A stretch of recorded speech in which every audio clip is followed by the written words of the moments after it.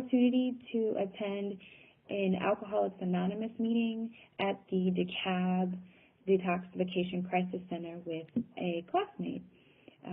They actually did have some of the individuals who were within the crisis center present at that time. Some of the things that I understood prior to going in about alcoholism was really just the basic information, and that is that it's hereditary and that it can affect your level of functioning, such as your performance within school or at work. And I also understand that if someone is drinking to get drunk, that's sort of a red flag. I learned quite a bit there. The first is really just that they utilize the big book, which is an Alcoholics Anonymous book. They just refer it to as the big book. And that's where you're going to find the programs and the preamble, as well as the 12-step stages and the 42 stories of individuals who had survived alcoholism and gotten through, and what sort of helped them. As previously mentioned by my colleague, we went to the DeKalb Crisis Center in Decatur and were student observers in an open discussion Alcoholics Anonymous. It is very easy to find an AA meeting in your area. There are at least 1,000 AA meetings going on per week. And the best part about it is that you don't have to be an alcoholic to attend an AA meeting. You can simply go for support for someone that you care about. And there are such things as opened and closed meetings. Open meetings meaning that anyone can join. Closed meetings meaning that only alcoholics can attend those type of meetings.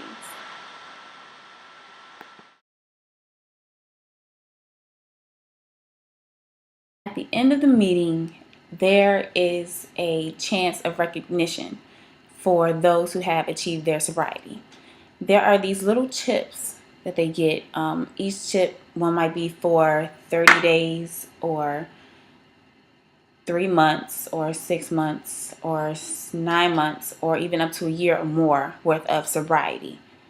And when a person loses that sobriety or relapses, they have to start all over. I learned that there's 3 different levels of drinking, and that is the hard drinker, the moderate drinker, as well as the real alcoholic.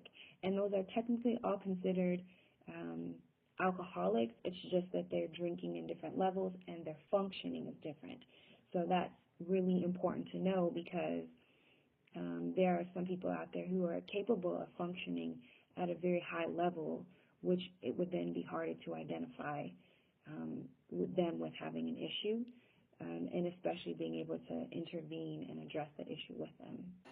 Going into the meeting, I was already aware of the sponsor and sponsee relationship, but it was good to hear how getting a sponsor could really assist in the struggles of achieving sobriety. The sponsor is pretty similar to that extra cushion sponsees have when they need someone to talk to about relapsing.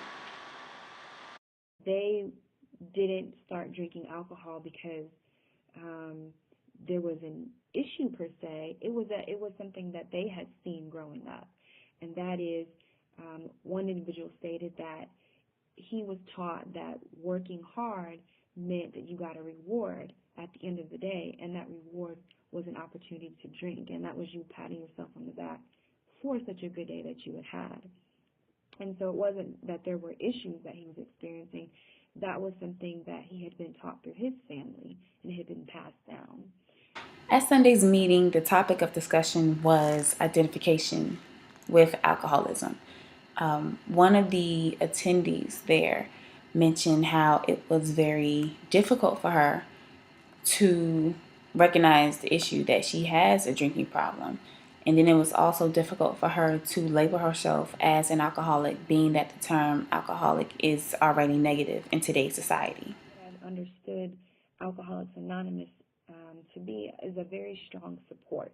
It's definitely something that individuals who are suffering from alcoholism have to get support from others in order to get to a better place in their life.